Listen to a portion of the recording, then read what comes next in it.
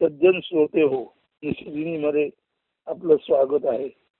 निशिदिनीचं आजचं निरूपणाचं शीर्षक आहे सद्बुद्धी रतता आत्मज्ञान प्रमाणता.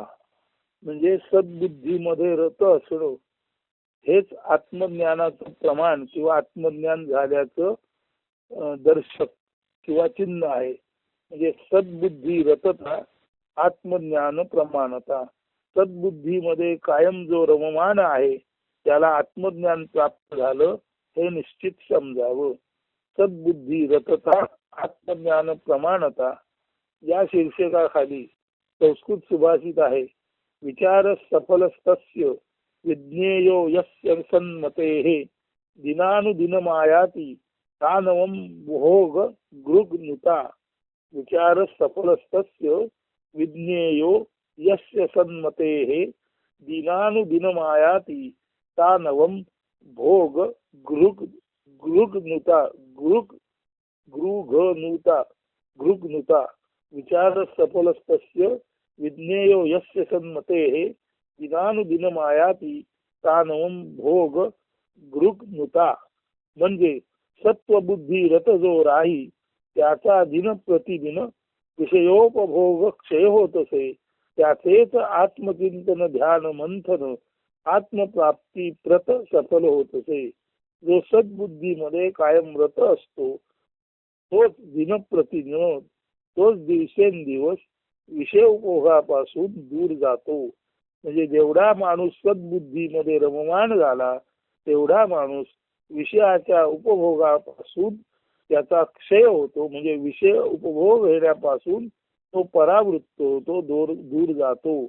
आणि अशाच सद्बुद्धी रत आणि विषय उपभोगापासून जो दूर आहे अशाच माणसाचे आत्मचिंतन ध्यानचिंतन त्याला आत्मप्राप्ती प्रत त्याला आत्मा मिळवून देण्यापर्यंत सुफल संपूर्ण होते. जो सत्बुद्धी म्हणजे उत्तम बुद्धीचा आहे, जो केवळ आणि केवळ सत याचा अर्थ सत्व बुद्धीचा आहे, असा जो सत्व बुद्धीमध्ये खऱ्याखुऱ्या ज्ञानबुद्धीमध्ये जो रममान आहे असा ज्ञानबुद्धी रत माणूस नेहमीच विषयाच्या उपभोगापासून दूर जात असतो. ज्याची बुद्धी ज्ञानबुद्धी आहे त्याची विषय बुद्धी कमी कमी कमी होत जाते. आणि असा ज्ञानबुद्धीमध्ये सत्वबुद्धीमध्ये जो कायम रममान असतो त्याचं आत्मचिंतन त्याचं ध्यान त्याचं मंथन निश्चितच त्याला आत्मप्राप्ती सुफल संपूर्णतेने करून देते. म्हणून सत्वबुद्धी रत जो राही त्याचा दिन प्रतिदिन विषयोपभोग क्षय होत असे. त्याचेच आत्मचिंतन ध्यान मंथन आत्मप्राप्ती प्रत सफल होत असे. आता नीट अर्थ पहा.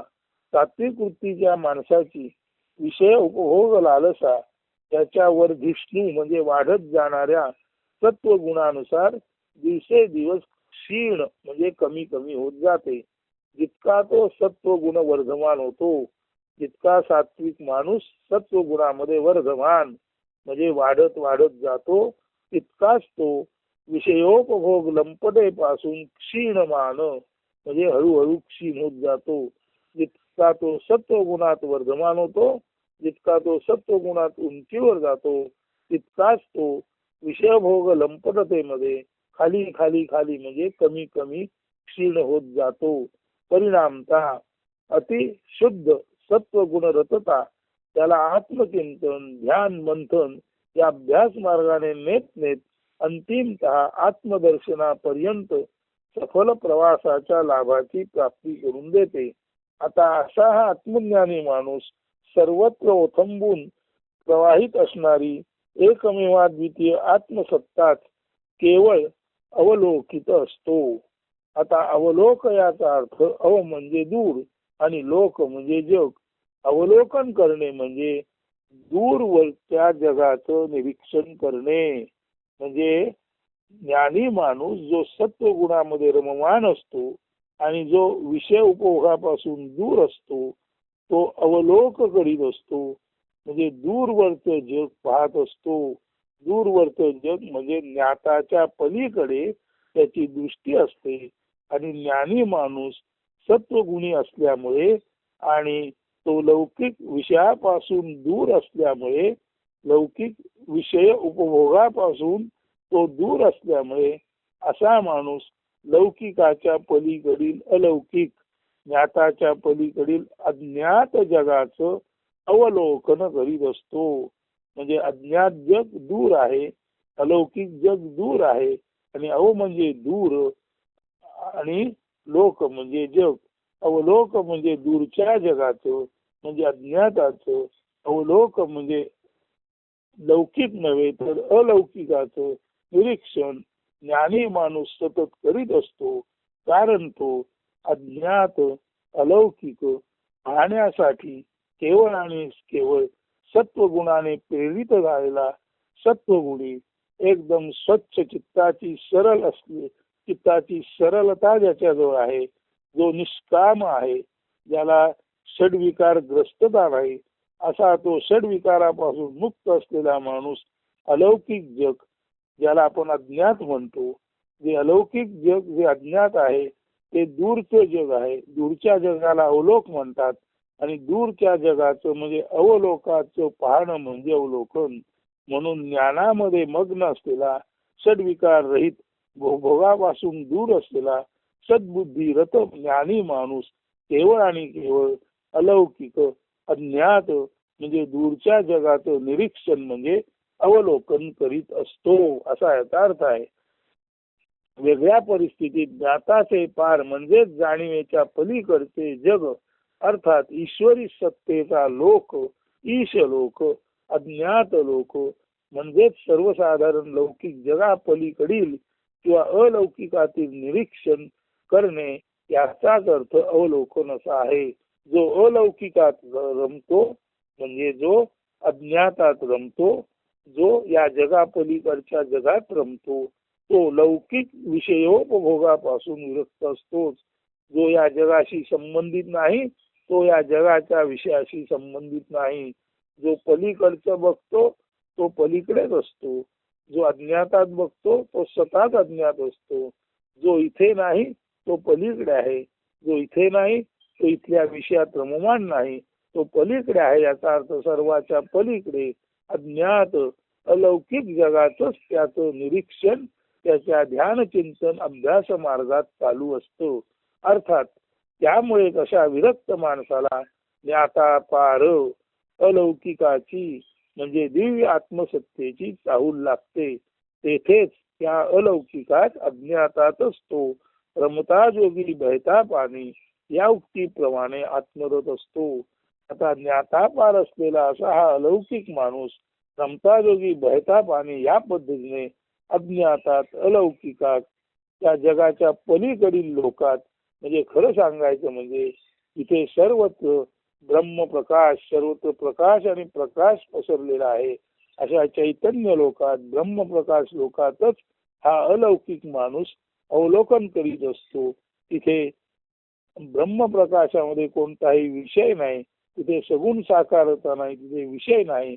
त्यामुळे निर्गुण निराकार अव्यक्त ब्रह्मप्रकाशात रममान झालेला माणूस या जगात असूनही जगापेक्षा पलीकडे, लौकिकाच्या पलीकडे, ज्ञाताच्या पलीकडे अवलोकन करीत असतो, ध्यान चिंतनात असतो. आणि अशा वेळेला त्याला जी प्राप्ती होते त्यालाच आत्मप्राप्ती म्हणतात. आणि असा जो माणूस असतो तो स्वर्गात असतो. स्व म्हणजे आत्मा, र म्हणजे रममान होणे आणि ग म्हणजे गतिशील असणे. गती याचा अर्थ दुसरा असा आहे, आपण म्हणतो त्याला अमक्या तमक्या विषयात गती आहे, हे त्या विषयाचं त्याला ज्ञान आहे. म्हणून जो माणूस स्वर्गात असतो तो स्व म्हणजे आत्म्यामध्ये, र म्हणजे रममाण झालेला आणि आत्म्यामध्ये रममाण होऊन आत्म्याची गती म्हणजे ज्ञान प्राप्त झालेला, अशा अर्थाने जो माणूस स्वर्गात असतो त्याला आत्मज्ञानाची प्राप्ती झालेली असते. आणि हा जो स्वर्ग आहे तो भूलोकाच्या पलीकडचा आहे. हा जो स्वर्ग आहे तो ज्ञाताच्या पलीकडचा आहे. म्हणून ज्ञाताच्या पलीकडचा ज्ञात, लौकिकाच्या पलीकडचं अलौकिक या जगाच्या पलीकडचा स्वर्ग म्हणजेच मी माझेपणाच्या पलीकडे जे ब्रह्मप्रकाश रूप आत्मतत्व आहे, त्या ब्रह्मप्रकाश रूप आत्मतत्वामध्ये स्वमध्ये रममाण होऊन आत्मज्ञानाची ज्याला गती ज्ञान प्राप्त झालं असा हा माणूस असतो. अशा अर्थाने अलौकिकात अज्ञातात रमणारा माणूस सत्वबुद्धीचा असतो आणि ज्या अर्थी तो या जगाच्या पलीकडचं पाहतो त्या अर्थी त्या जगातील विषयांपासून तो स्वाभाविकपणे मुक्त असतो. म्हणून जगातील विषय आणि त्याच्या उपभोगापासून मुक्त असणारा सत्वबुद्धीचा माणूस अज्ञातात अलौकिकात निरीक्षण करत असतो आणि अज्ञातात अलौकिकात निरीक्षण करता करता तो त्या अज्ञातामध्ये, त्या ब्रह्मामध्ये, त्या आत्मसत्तेमध्ये, त्या ब्रह्मप्रकाशामध्ये रममाण होतो आणि प्रकाशात रममाण झालेला स्वतःच प्रकाश होऊन उरतो. यालाच म्हणतात उजेडी राहिले उजेड होणे. आणि असा जो उजेडी राहिले उजेड होणे असतो तो कायमस्वरूपी आनंदाचे डोही, आनंद तरंग, आनंदाचे अंग, आनंदाचे ते तुकाराम महाराज म्हणतात त्या उक्तीप्रमाणे आनंदी जीवन जगत असतो. असं सतत आनंदी जीवन जगणारा माणूसच सद्बुद्धी रतता आत्मज्ञान प्रमाणता. तो सद्बुद्धीमध्ये रत आहे त्याच्या आत्मज्ञानाचं प्रमाण वेगळं मागायची गरज नाही. सद्बुद्धी रतता म्हणजेच आत्मज्ञान प्रमाणता. सद्बुद्धी रत असणं म्हणजेच आत्मज्ञान प्राप्त झाल्याची खात्री असा या निरूपणाचा अर्थ आहे. म्हणून सद्बुद्धी रतता आत्मज्ञान प्रमाणता हे आपण नीट समजून घ्यावे आणि पाहावे. आपण अज्ञातामध्ये अलौकिकामध्ये झेप घ्यायचा प्रयत्न करू शकतो किंवा नाही शकत, प्रयत्न तरी करावा.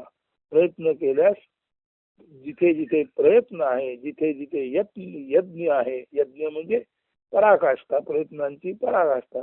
जिथे जिथे प्रयत्न आहे, जिथे जिथे यज्ञ आहे, जिथे जिथे यत्न म्हणजे एखाद्या दूरवरच्या गोष्टीची सिद्धी करून घेण्यासाठी जिथे जिथे तळमळ आहे, प्रेम आहे, तिथे निश्चित ईश्वर सहाय्य करतो. म्हणून ईश्वरी लोक, अलौकिक लोक, अज्ञात लोक पाहण्यासाठी जिथे तळमळ आहे ती माणसं निश्चितच सत्वबुद्धी रमवान असतात आणि अशा सत्वबुद्धी रमवानतेलाच आत्मज्ञान प्रमाणता म्हणजे सत्वबुद्धीमध्ये रमवान असणं हेच आत्मज्ञानाचं सर्टिफिकेट आहे. हीच आत्मज्ञानाची पावती आहे.